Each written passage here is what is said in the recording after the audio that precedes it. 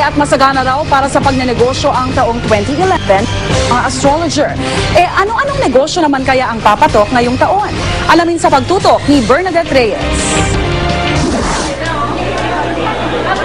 Bukod sa pagiging full-time na empleyado, negosyante rin si Ken Enda.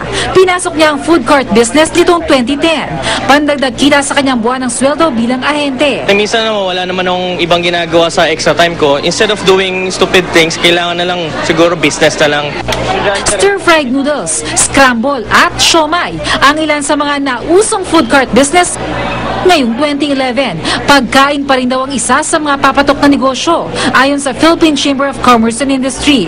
Bukod kasi sa pangunahing pangangailangan ng pagkain, lumalaki rin ang populasyon ng Pilipinas. Pati iba't ibang klase ng inumin, papatok din daw lalo na sa summer.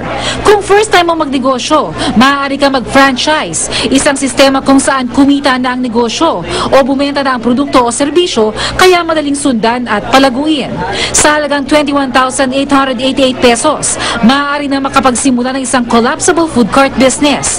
Depende sa pwesto, maaaring kumita ng 3,000 hanggang 5,000 pesos kada araw. Yung ating profit is mataas. At the same time, mababa yung capital natin. Sa franchise is hanapan ng magandang pwesto para mabilis yung ROI. Magiging hit din daw ang mga negosyo na may kinalaman sa kalusugan. Halimbawa, ang spa business. I have a good friend, he operate a spa. The first 2 years, nahihirapan siya. Ngayon, when people go there, they have to fall in line. Because people believe that it will help the circulation of the body. And since most people are health conscious. Dahil marami na rin naglipa ng spa ngayon, mahalagang magdagdag ng bagong serbisyo tulad itong tinatawag na bedrock bathing mula Japan na nakakatanggal daw ng pananakit sa katawan sa pamamagitan ng paghiga sa mainit na bato. Marelax sila dito, tapos mga body pains nila matatanggal. Para mas lumaki ang kita sa darating na 2011, mayroong mga negosyo na maaaring pagsamahin tulad itong spa na mayroong katabing salon kung saan matapos magpamasahe, maaari na rin magpaganda at magpagwapo ang mga customer. Tandaan lang na hindi lahat ng negosyo agad kikita.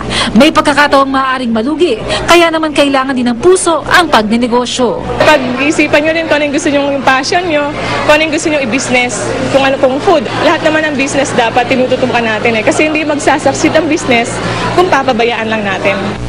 Bernadette Reyes, Nakatutok, 24 Oras.